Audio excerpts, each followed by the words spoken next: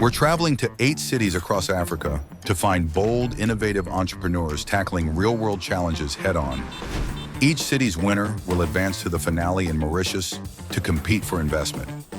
Today, our journey brings us to Accra, Ghana, the beating heart of Africa, a city alive with growth, diversity, and unstoppable energy. At the center of it all is the ALX Ventures City Accelerator, where the city's top minds are shaping the future. This accelerator is more than a launchpad. It's a hub for creating jobs, driving innovation, and building the skills needed for a tech-driven world. With support from dedicated mentors, each founder is refining their vision, preparing for a pitch that could change everything. The stakes are high and the pressure is up. Welcome to the Do Hard Things Challenge. Let's meet the startups. First up is Cipher. I come from a family of 6, and I'm the only girl in my family. And I've always had a curious mind. I'm very interested in science and just understanding how things work around me. And growing up, I always wondered why people complained about problems and not actually solved those problems. One major setback would be when I lost an opportunity to get a scholarship to MIT. But through the encouragement of my family, I was able to get back on my feet and explore different opportunities. My expectations today for the pitch competition is to see localized solutions to local problems. I believe that we're going to see a young demographic of people solving real problems and using cutting-edge technology to do so. So that's what I'm most looking forward to today. My name is Doreen, and today I'll be sharing a story and rounding off with some key points. Here's Ajua, a 14-year-old who loves using social media to stay connected with friends and family. But one day, she made a mistake that later turned into a nightmare. She trusted someone online with a private photo of herself, and that person later betrayed her trust and threatened to share this photo with everyone she knew. Only at age 14 and feeling devastated, she decided to take her life. Similarly, in 2023, Samsung charged an employee for leaking critical business secrets related to their chip manufacturing company, and this caused Samsung to lose billions of dollars.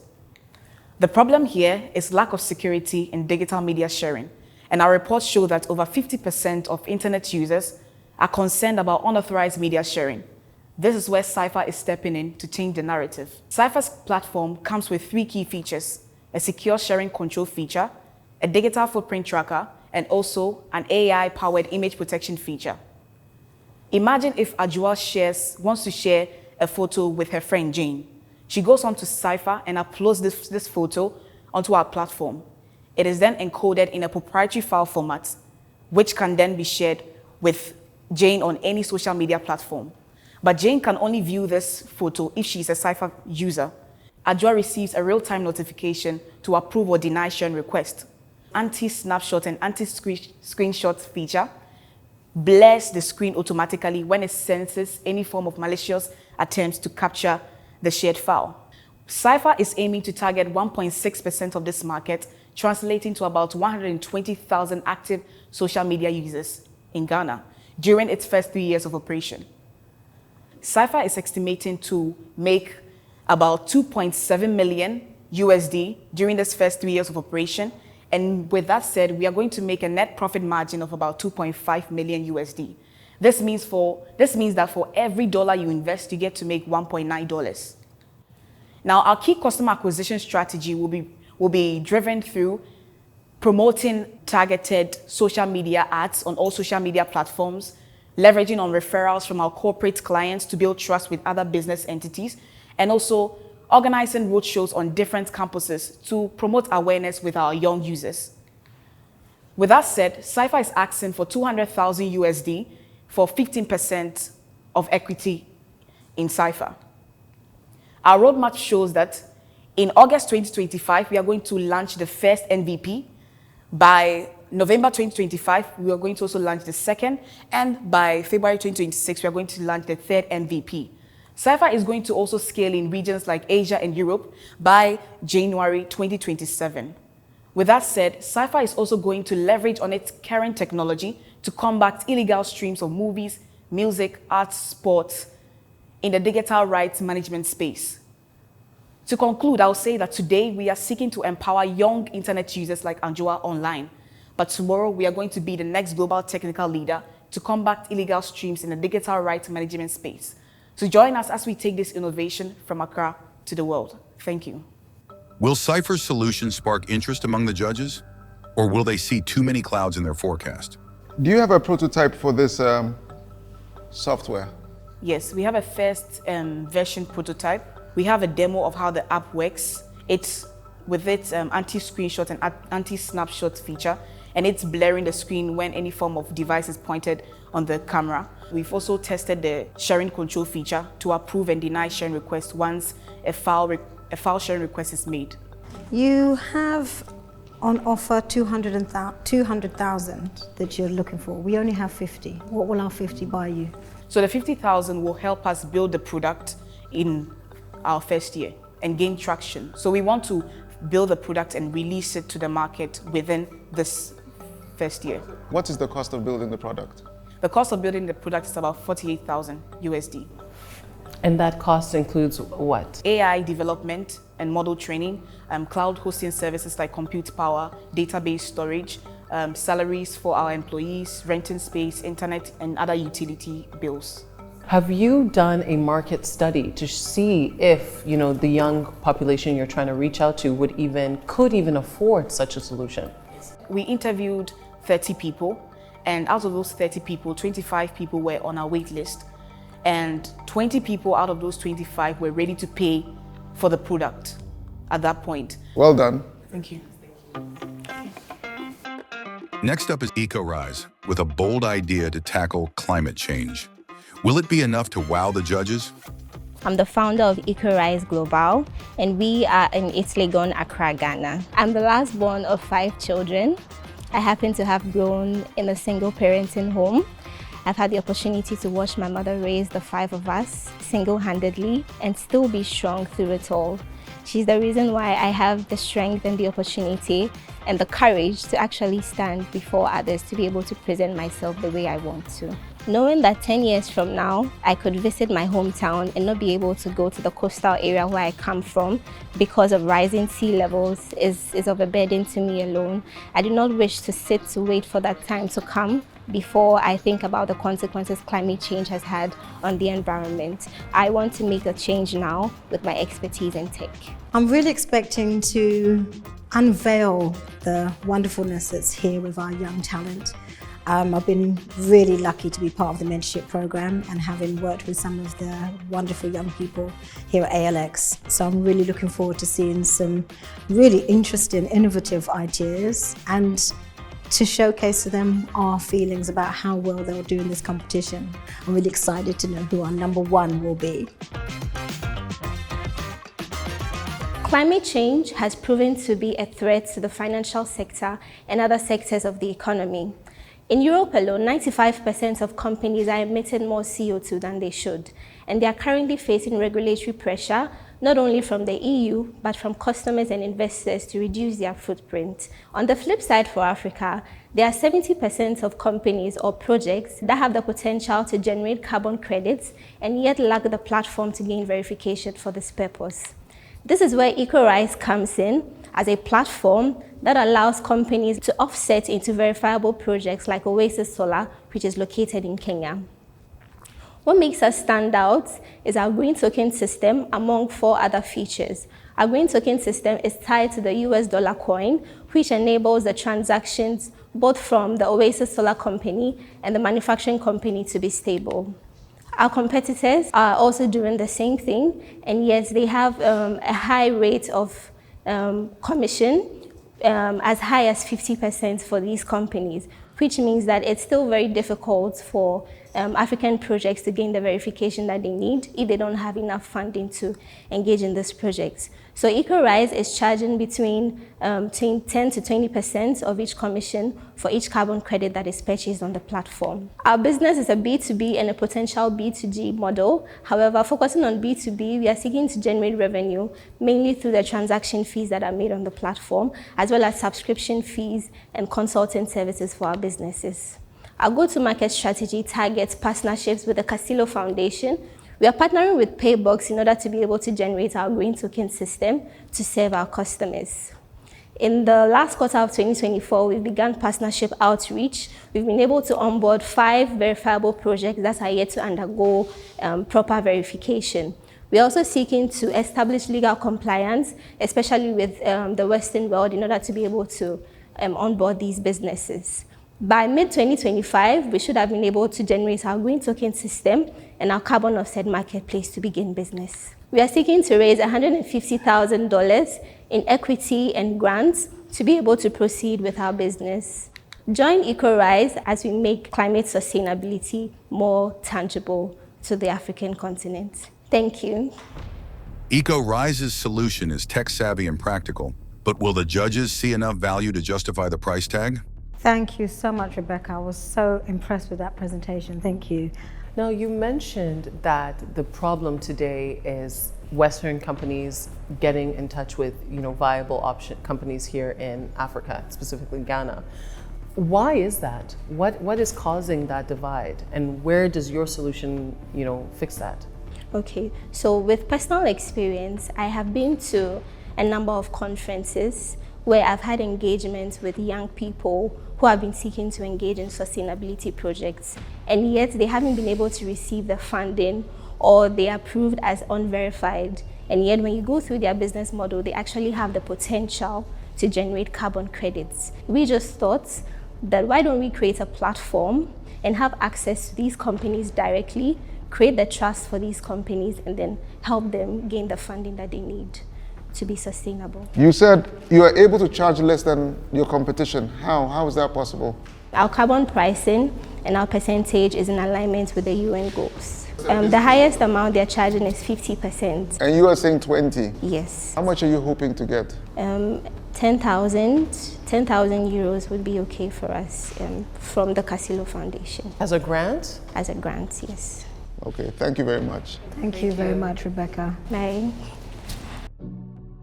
Next up is Mimi, a data analyst turned entrepreneur, with her revolutionary startup Hive that is looking to disrupt the real estate market.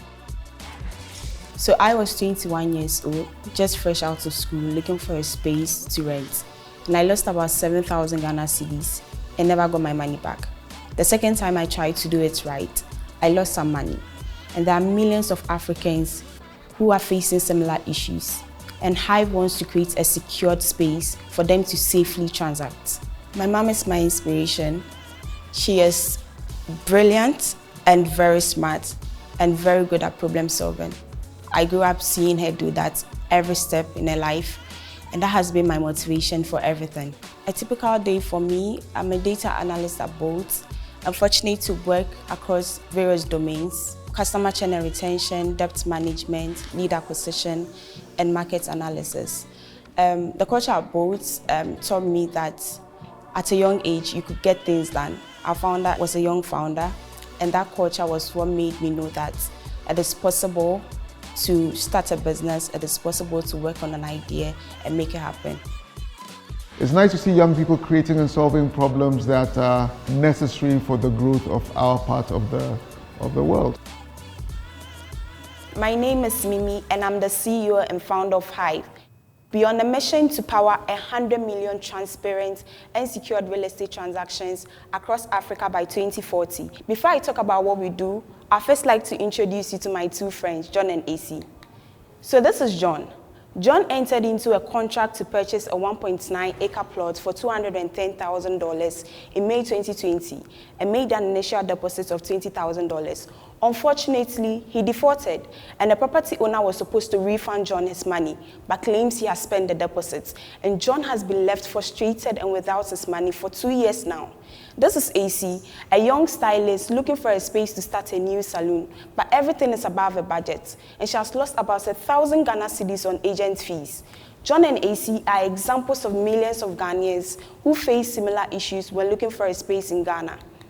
Today, 70% of property seekers have no trust in the real estate marketplace due to unverified agents and insecure transactions. The absence of security and transparency has led to fraud and disappointment among agents, property owners, and property seekers. These are the challenges that Hive seeks to address. So Hive is a web-based property listing platform that connects property seekers with verified listings, where security and transparency is guaranteed through an escrow system, offering affordability options like co-renting, rent loan, and mortgages all within the app. So this is how it works. For our escrow system, Hive acts as a neutral third party where it holds funds until all the terms of the real estate process are met. And for our co-renting, our smart matching algorithm pairs property seekers with verified and compatible housemates, allowing them to share the cost and find the perfect space within their budget. We generate revenue through commission charge on the escrow fees, which is 5 to 10% capped, and retain full commissions on properties that are managed by us. Also generate revenue from partnerships and advertisements offered on our platform. Our projections for 2027 is $100,000 with 3,000 unique users on our platform. For our competitors, they are mainly Seso Global, GG, Mekwasa, and Split Nigeria. So for our product roadmap, we are currently working on a beta launch in November and an official launch in January 2025. We are currently seeking $50,000 in pre-seed funding for product development, marketing, and key hires like securing a commerce specialist for transactional management on our team. Our partners are ALX and the Ministry of Work and Housing, currently working on a partnership to enhance our market entry and service delivery. So join Hive. Let's make real estate in Ghana safe and accessible for everyone and Africans as well. Thank you. Mimi's passion is undeniable, but will it be enough to take her to the next stage? Thank you. Well done. Very well done. I'm still concerned about this escrow. Can you talk us through about the fact that your funds will be in escrow? When will you get your money to start trading your business if it's all in escrow? So for starters, we'll be working with a third-party escrow account. So when a booking is done or a retainer is set, after it's done, we take our commission from it directly from the agent fee or the property owner fee through service fee. Yeah, so it's done after the service is provided. Yeah. How long has Hive been in operation? 3 months. Oh, only so this is your first 3 months? Yes. And you raised 11,000 CDs? Yes, please. And I noticed that you've got quite a few people on your staff already. Yeah. How did you put this team together? So most of them, I've worked on projects with them before, so I reached out to them based on their skills. So you said the 50,000, if you were to win it, what would you use it for? For product development and marketing, and also hiring a commerce specialist mainly, because with this team, we can operate for 2 years without necessarily hiring new people. That's why everyone is working on a domain. Yeah. Thank you so much, Mimi. Thank you so much for your feedback. Thank you so much. This was incredible. Thank you. Take care. Good luck. Good luck. Bye. Thank you. All of the founders put their best foot forward, and now it is up to the judges to make the tough decision of who will progress on to Mauritius. I think when it came to telling the story, describing the product, they had it hands down. And I mentioned you're a sharpshooter with your questions, and they were able to really respond quite promptly. So I really did like that. And it wasn't just about answering our questions. It was the thinking that goes behind what we said, and also reflections, because it's something that I don't see a lot in our people. They know everything and you're just going to tell them something.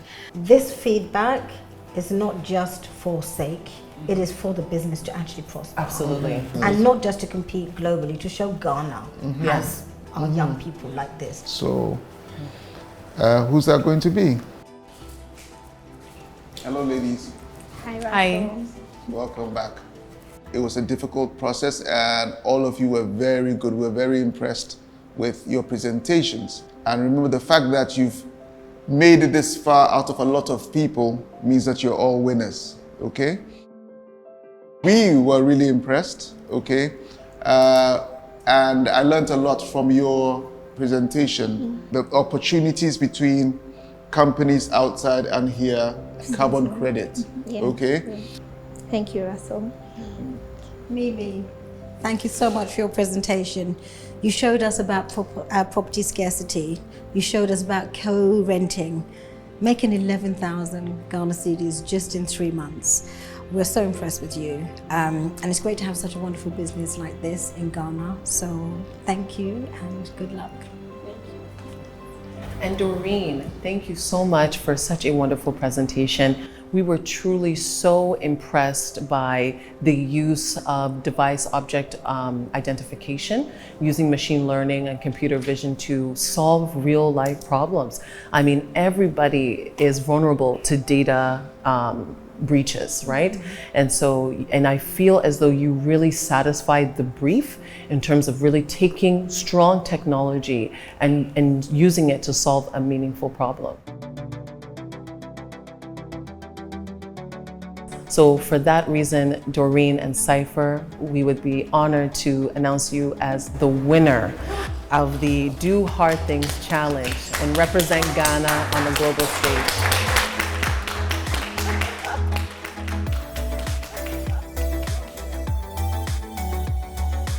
Well, I feel a bit shocked and excited at the same time because I was competing with really great startup ideas, and being recognized by 3 professionals makes me kind of see myself in a different light, in that I see that people see something in me which I didn't recognize at the beginning.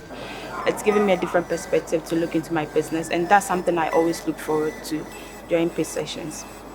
I felt very confident presenting my business idea to the judges.